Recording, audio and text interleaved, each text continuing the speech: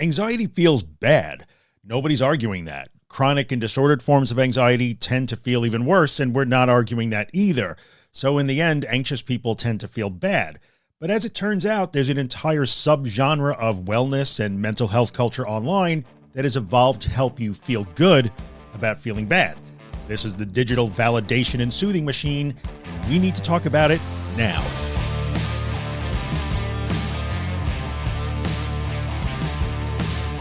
Hello, everybody. Welcome back to The Anxious Truth. This is episode 325 of the podcast, recording in September of 2025. In case you're listening in the future, I am Drew Linsalata, creator and host of The Anxious Truth. I'm a therapist practicing in New York, specializing in anxiety and anxiety disorders. I'm a former sufferer of the problems we talk about in this podcast. I'm also a 3-time author on the topic, also co-host of the Disordered podcast, which you'll find at disordered.fm. Social media guy, psychoeducator, advocate, all the things. And we're here to talk about anxiety and anxiety recovery and the anxious truth. If this is your first time here, you just stumbled upon the podcast or the YouTube channel. First of all, on YouTube, sorry, no video this week. But if you've just stumbled upon the anxious truth today, welcome. I hope you find what we talk about today applicable or helpful in some way. And of course, if you're a returning listener or viewer, welcome back. Thanks for hanging out with me. Today, we're going to talk about how validation of your feelings and your experiences is important, and it has its place in mental health. However, the endless cycle of anxiety feels like this, panic feels like that, nobody understands, this is a symptom of XYZ anxiety. The endless cycle of that sort of stuff might be very validating, and it might help you feel less alone, but it could accidentally be keeping you stuck if you take it too far. Now, before we get into it, this isn't about shaming anybody who consumes that content. It's totally understandable to crave that because human beings kind of want to not feel alone in their experiences. There's nothing wrong with that. But when validation becomes the whole focus, instead of just part of an overall picture that leads toward moving forward, progress, increase actual wellness, recovery, we kind of need to look at what's really happening. And before we get into that, just a quick reminder that The Anxious Truth is more than just this one podcast episode or this YouTube video. If you're on YouTube, there's a ton of more information, content, resources, much of which is free at theanxioustruth.com. So take a moment and head over to my website and check all of it out. Like, avail yourself of what's there, books and workshops and all the other podcast episodes and social media and all of that stuff. So check it out at theanxioustruth.com. I suspect you will be happy that you did. So let's look at what the validation machine, what this type of content, which is essentially reassurance providing and validating content, what does it look like online? You kind of know it when you see it, because these are the sort of the viral posts that start with things like anxiety feels like, and then they're followed by like detailed descriptions of physical symptoms and thoughts and big emotions. And then there's lists of panic symptoms or anxiety symptoms that are sort of presented as mic drops, as if these are profound revelations. Sometimes what I like to call the digital validation machine, I'm going to talk about that today, will start to churn out, reels and TikTok short form video content that will remind anyone that can see it or hear it over and over that like XYZ symptom or this behavior is a sign of, and insert your anxiety problem there. And don't even get me started there. Last week on my Substack, I posted a short blurb about that, where we should not be diagnosing mental health problems online with things like XYZ as an ADHD symptom, or if you do this, it means you have social anxiety. That's nonsense. But beyond that, the issue with the digital validation machine, the endless scroll of validation and reassurance providing, it becomes really attractive because it just keeps explaining over and over why maybe you can't drive more than a couple of miles from your home or be home alone with your kids, which are two common examples from like panic disorder, agoraphobia, or maybe OCD. So this is content that sort of stops short at the validation part. Like, they stop there without offering any particular path forward or even encouragement to move forward. They may offer sort of platitudes of hope, but there's actually no encouragement to do anything about what you're feeling. You can kind of sniff it out in the comment section when it's chock full of nothing but agreement or positive responses, fawning over the content creator, thanking the content creator, or people tagging each other in the comments because they really want their loved ones or friends to see this explanation for why they have these otherwise unexplainable and ununderstood or misunderstood, like avoidance habits. That's a good sign that you're seeing validating and reassuring content. And I get that. I mean, again, we all want that, crave it, need it, and can use it. And I'm going to get to that. So it's not inherently evil, but the comments section of this type of content shows us that the digital validation and reassurance machine really generates engagement. And if you could see me, I'm using air quotes here with my fingers. As a content creator myself, I understand the value of engagement. It feels super validating and often very soothing and calming to see your experience reflected back to you. It creates a sense of, community, another air quotes word. We'll get to that later. Don't get me ranting on that. And it kind of makes you feel like you belong, or it provides some sort of temporary relief from feeling alone or feeling really anxious. It can be very, very soothing in the moment. That's all true. And since that engagement is so high in content like that, the algorithms reward that.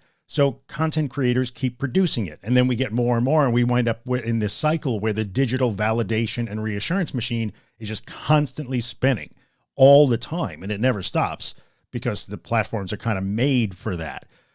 So this could be problematic. But before we get to that, I just have to say, I got to be honest with you, because I know sometimes it seems like I'm always ranting about this stuff, but I truly believe that in the end, most, or at least many content creators in that space have the best of intentions. They probably have big hearts. They probably genuinely want to help people. And I don't think that they're evil or they're trying to be problematic or harmful. And really, because the platforms they're on reward them in the form of, growing audiences or a lot of attention, a lot of likes, a lot of follows, they may interpret that algorithmic and platform reward as proof that they really are helping. They might just not understand that they can actually be making things a little worse. So in the end, validation of your experience, especially by somebody with like a big audience, which kind of seems like this person is an expert or they must know what they're talking about, giving you those people giving you reassurance that you're not alone in your struggle, it's really powerful. And it's really attractive. And in the moment, it can feel really helpful. That's not a question. It does have that effect. So let's just acknowledge that right now. I'm not trying to say that it's useless. It's not. But if we are working toward more than just feeling better minute by minute, which we kind of are, and if you've been hanging around this podcast long enough, you know that that's not real. I'm not looking for minute to minute management and soothing. We really do have to start to look at the digital validation machine, the validating and reassurance content a little bit more closely. So we'll get a little geeky. The research literature, if we look at psychology and cognition, and I want to say neuroscience, but I won't because that's become a bit of a joke. But research literature, say in psychology and therapy, tells us something important about what happens when we get stuck in that cycle. If we're habitually and continuously seeking validation and reassurance and constantly consuming that content, then the data kind of shows us that this reassurance seeking does make us feel better in the moment, but it's temporary, and it's typically followed by sort of a there's that word again, a paradoxical increase in anxiety and an urge to seek more reassurance and more validation. And crazily, like actually backwards, while it make you feel better in the moment, it tends to lead to an increased frequency of seeking and needing that content over time. So for instance, if you're the type of person who feels it's a little bit difficult to unfollow anxiety accounts like mine, for instance, or any other ones, or you feel like you really got to check the scroll every day because you might miss something, or you got to get that shot in the arm from the scroll, this is what you could be looking at, right? I can't tell because I don't know you specifically, but this is what we'd be looking for. And then we really look at the mechanics of recovery. Like when we talk about things like habituation and inhibitory learning, we don't fight against the anxiety. We learn new ways to respond to it. We do the whole tolerance, willful tolerance, floating, accepting, surrendering thing. Like excessive reassurance seeking or seeking of validation in this type of content tends to interfere with those processes. So it contributes to maintaining kind of that threat perception thing where like how I feel is a threat and I can't handle it.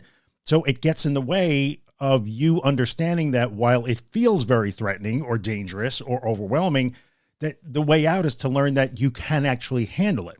So we have to be careful, because if we get stuck in an endless consumption of sort of validation and reassurance content, then you get temporary relief from the act of feeling understood or seen, but then need more and more of that understanding to feel okay on demand, because you think you're going to be overwhelmed by your own body and mind. And when we look at research in anxiety disorders specifically, we can see that reassurance seeking is a common factor across things like panic disorder, GAD, OCD, social anxiety. And what really matters is that when we look at cognitive behavioral treatments, which we're always talking about here in the third wave, but CBT type treatments, those studies show us that reductions in seeking reassurance are correlated highly with improved outcomes in therapy. So, for instance, my therapy clients learn less and less to listen to my podcast. Now, that might be unfair because they get to sit with me, so they don't have to listen to the podcast. But one of the things that we find over time is we try to gently suggest like less scrolling, less reading. You don't need another book. You don't need to listen to another podcast. You don't need to listen to Disordered. And as part of the moving forward and recovery process, they lean less and less on that. They get less external soothing, less external validation, and they learn to validate themselves and work through it themselves, and they build those skills. So we don't want to automatically default to things outside of us, like the validation and reassurance scroll, when we're anxious. That doesn't help us. It actually gets in the way of things. So where does this kind of leave us? Like, the validation itself really isn't the problem. The issue is when consuming this content becomes a form of sort of, I guess we would call it digital reassurance seeking, like it's constant reassurance seeking, that it accidentally maintains the anxiety rather than moving you forward in recovery. That's that paradoxical effect, right? So I see this pattern in my own audience and in my own practice. Often people will say to me, whether they're in my comments section or whatever, they'll say things I will hear all the time, things like, oh, I'm feeling more anxious again, or I feel like I'm in a setback. I need to go back and listen to some podcasts.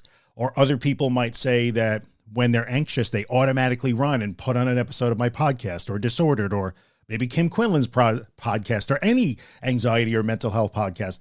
Like, they'll go to a podcast or a YouTube channel or videos to calm down when they're anxious. And I've also been told that many people will save my social media posts, and not just me, by the way, people just like me. So it's not just me.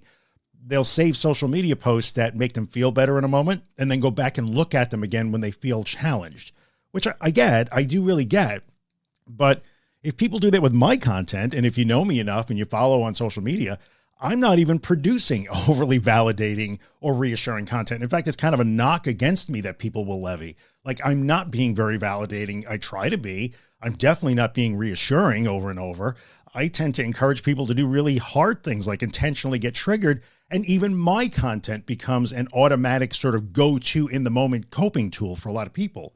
So imagine, if you will, all the very soothing, calming, oh, anxiety feels like, or this too shall pass, or hey, that thing that you just did by canceling yet another family trip or family vacation, that's just a symptom of like, you know, okay, it makes you feel better in the moment. And you can see how a strong drive to automatically consume that type of content when challenged can start to rise. Like, it just happens automatically because we're humans and we're susceptible to that.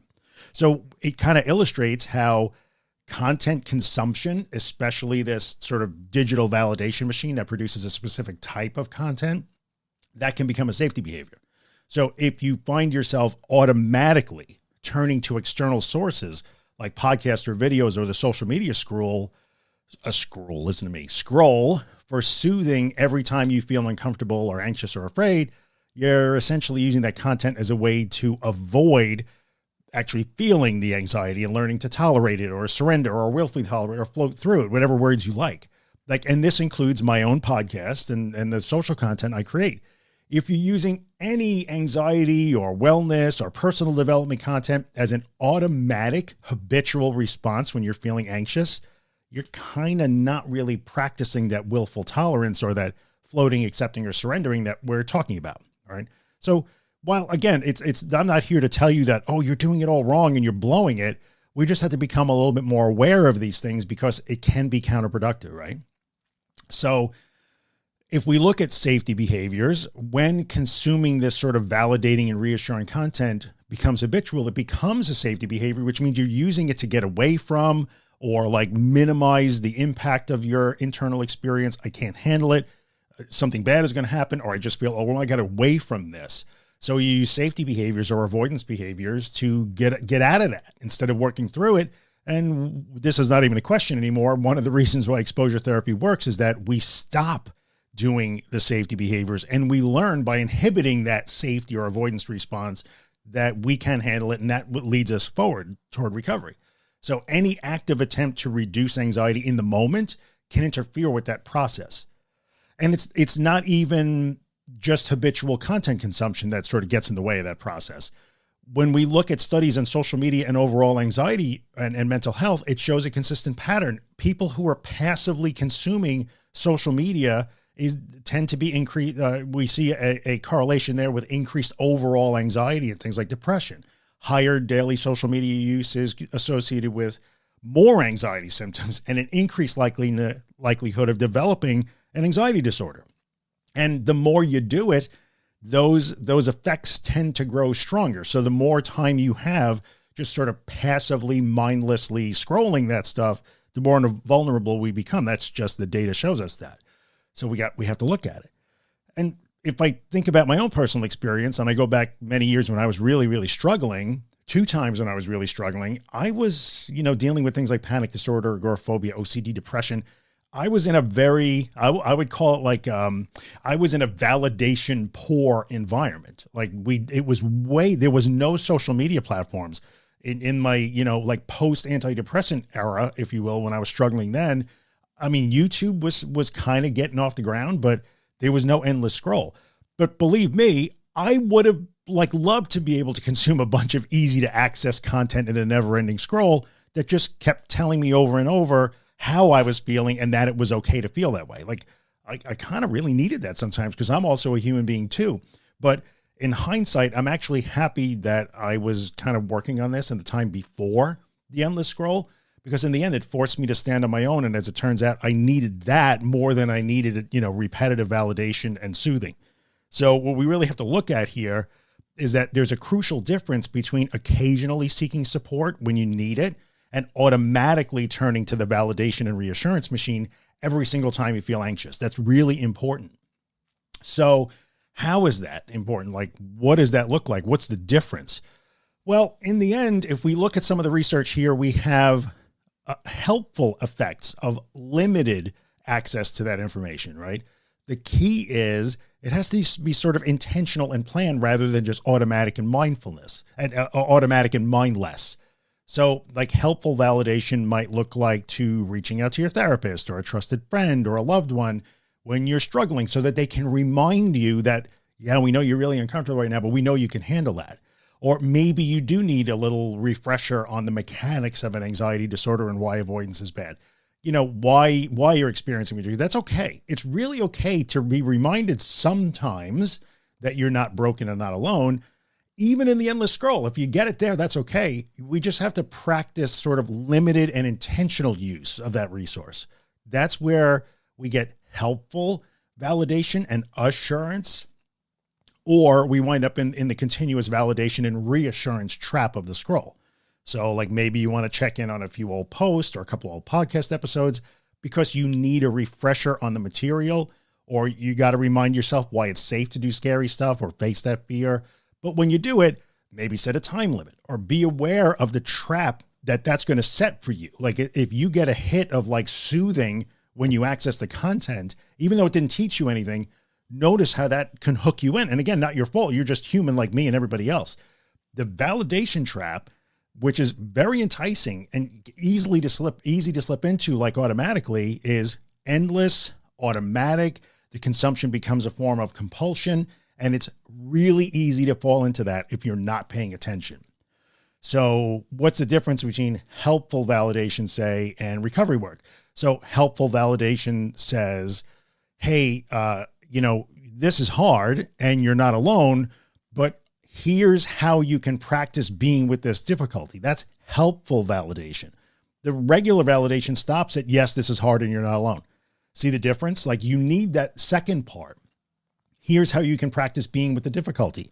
You can do this. I know this is really hard, but you can do this.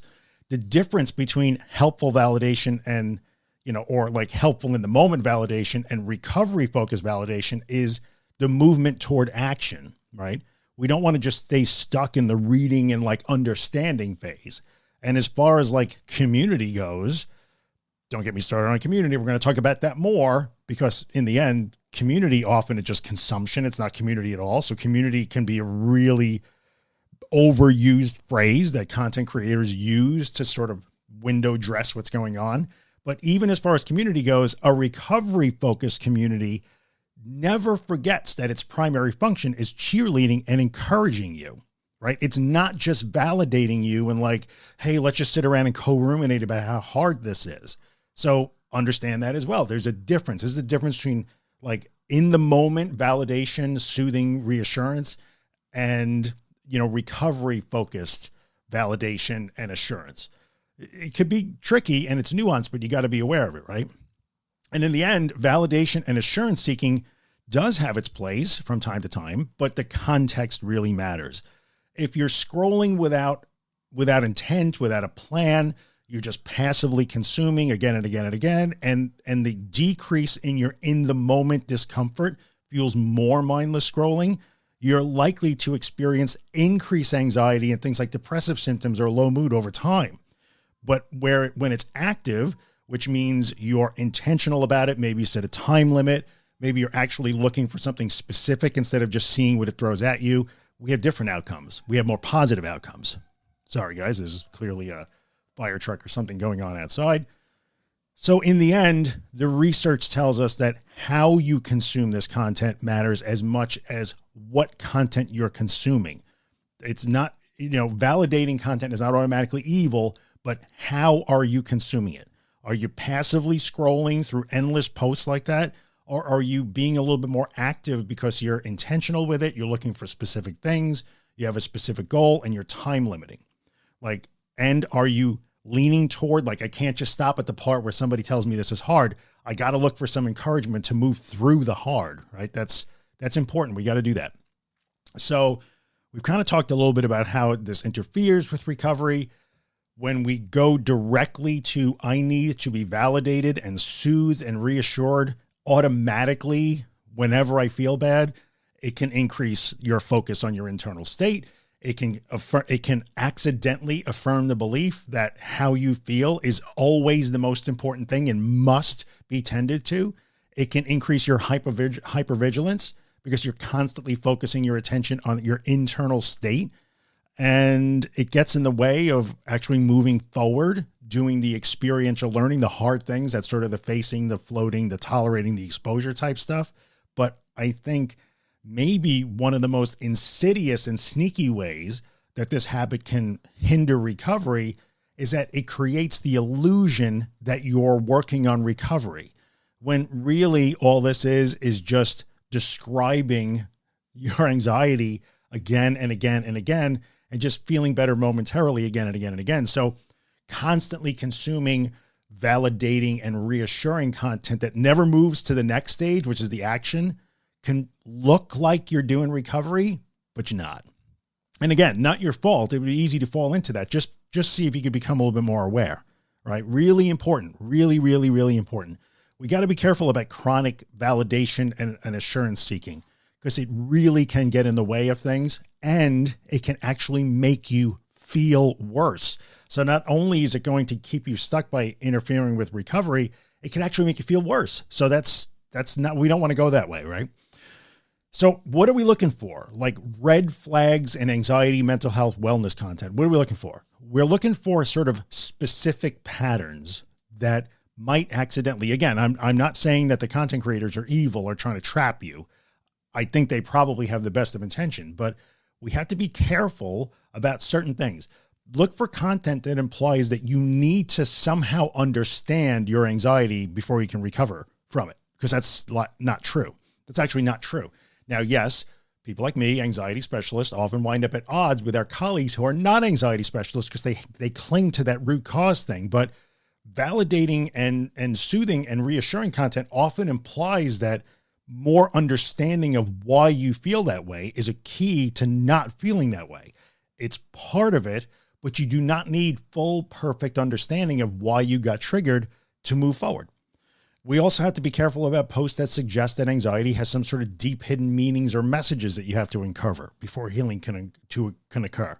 And we have the regulation or the nervous system regulation content, which is all over the place now, that implies this oversimplification of a complex psychological and physiological experience and says like, well, if you're feeling bad, you have to actively regulate your nervous system because you can't allow it to do what it's doing right now. So we got to be careful. These are things you got to look for. We have to be looked for, I think, my opinion here, I think one red flag is content that positions your anxiety as something that needs to be healed rather than something that you have to learn to work with in a different way.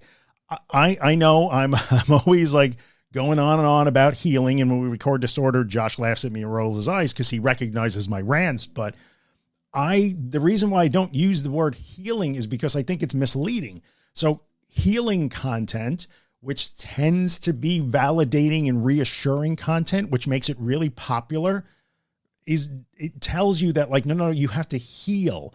Something is broken inside of you. You must heal. And healing implies feeling better, right? But you know that our primary target here is not feeling better. So I'm a big fan of like, pay attention to when you see the word healing used again and again and again and again, because that's not what we're after here. Like I'm trying to teach you, I'm not trying to heal you. I think that you can learn a lot about your anxiety and yourself and your abilities. And you can learn that you had capabilities and strengths and capacity that you never knew you had. It's a learning thing. It's not a healing thing. So watch for that content too. Framing anxiety recovery as a learning process rather than a healing process, I know maybe feels invalidating, but it might help the anxiety seem a little bit more concrete and less mysterious and pathological than it really is. But except that validating and soothing and reassuring content kind of tends to be really heavy on the healing, doesn't it? When we look at it, it's really popular, but that doesn't necessarily mean it's helpful.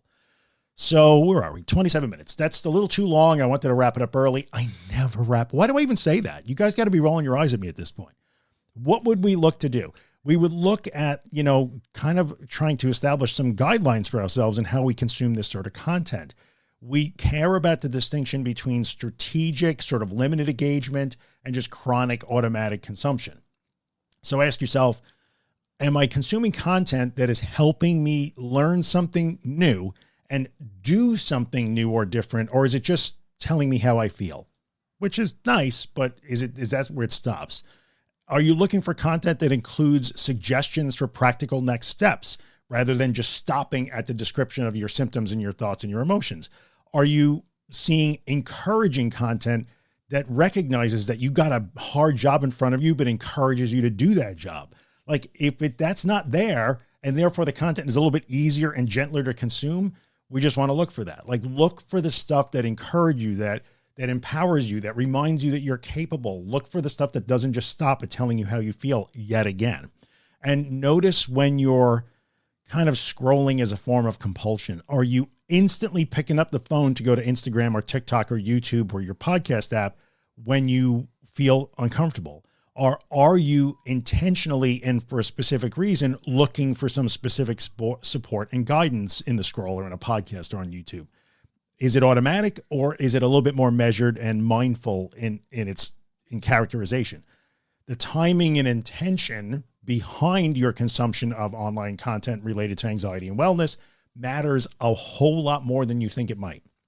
And again, I got to keep saying here, I'm not trying to like rain on your parade. I understand that a lot of people really like that content, but we just got to be aware of these things because just because we like it doesn't mean it's actually helping us. We have to be really careful about that, right? Remember that we're always trying to learn how to like tolerate uncertainty, tolerate difficult internal experiences, work through those challenging internal experiences, get through those moments that we insist are unnavigable. That's wrong. And when we learn that it's wrong, we make progress. So we have to be careful that our content consumption is sort of aligned with what we're trying to do. All right. So what else can I tell you? I think that's probably about it. I mean, remember that in the end, and I've said in the end probably 10 times over the last 30 minutes, which is ridiculous because clearly it wasn't the end, but now it's really the end, I promise. In the end, this is a doing problem. I say this all the time, like this is a doing process. Anxiety recovery is an active process. It's a doing progress. Yes, there's listening, there's learning, there's talking. There is all of those things, but really it's the doing that gets the job done. So we got to make sure that we're not falling into the trap of passively consuming content that just tells us how we feel, just reminds us that we're not alone, just tells us that we're in some sort of community and stops there. Like if it doesn't remind you that there's some doing ahead of you, it's probably steering you wrong or at least falling short, right? So be careful about that. I'm not here to tell you that you're wrong for looking for comfort. Again, I said it earlier, if I had that material available to me, I probably would have accessed it, right? I mean, I'm human too. You are allowed to want validation. You're allowed to want to be seen. All of those things are important. We got to have that. So it's okay. Just maybe think about how you're accessing that. Like, how are you doing it? Is it automatic? Is it compulsive? Is it mindless? Are you just scrolling to feel better in the moment? Or are you being a little bit more intentional? And by the way, it also is normal to fall into the trap sometimes. We all have bad days. We all get overwhelmed. We all forget the strategies. That is okay. So if you listen to this podcast and you know that yesterday, so I'm recording on a Monday, yesterday was Sunday, for instance. If you know that last Sunday you end up scrolling TikTok and Instagram for 4 hours and you're really annoyed at yourself because you know you shouldn't do it, so what? Like, give yourself a break. That happens. We have bad days. We get tired. We get stressed. We get overwhelmed. And we want to numb out a little bit and feel a little bit better. That is going to happen sometimes. So like everything else in recovery, you cannot do this perfectly. We're just trying to get a little bit more mindful about it so we could get a little bit more intentional about how we're consuming the content, a little bit more aware of what type of content we're consuming or seeking out and why we're doing it, right? That's what we're looking for. This is, I think, a more practical and I hope more hopeful or encouraging or effective way to think about anxiety recovery in relation to the content that we have available to us online. You do not need a perfect understanding of your internal experiences or your anxiety. You don't have to be constantly validated. You don't have to be immediately soothed. You don't have to be like propped up by outside things like online content creators like me to get better and like return to the life or build a life that you actually really want. All we're looking for here is we need to develop a willingness to practice being uncomfortable so that we can learn from that and improve our ability to be with those situations just one tiny step at a time, even when we're scared. I always say all the small steps actually count. So I don't know. There you go. 33 minutes, one of the longer episodes I've done in a long time, but I think this is important. It's been on my mind for a while. I don't really want to be like, get off my lawn guy. And sometimes I feel like I am, but I got to give you what I think is good information. So here I am. Anyway, that's episode 325 of The Anxious Truth in the books. If you hung around this long, whether on a podcast app or on YouTube, definitely on YouTube, maybe like the video, even though it's not really a video, just listening, subscribe to the channel, ask a question, leave a comment, share it with somebody. Like that's how YouTube knows that the time I spend is worthwhile and maybe they don't like bury me like they normally do. Of course, if you're listening on Apple Podcasts or Spotify, and you can leave a rating and a review. If you made it this far and you like what I'm doing here on The Anxious Truth, leave a 5-star review or maybe take a second and, write a couple of lines as to why you like the podcast, and it helps other people find it and other people maybe get help. And it's kind of why I started doing this to begin with, 14 years ago. So I appreciate you hanging out today and giving me all this time. There was a lot of time today. Thanks for chilling and let me rant a little bit more. And I'll close it out as I always do by reminding you that even in a situation like this, where the lesson I'm teaching today is about maybe changing online content consumption habits, it's okay for this change to happen little by little by little by little.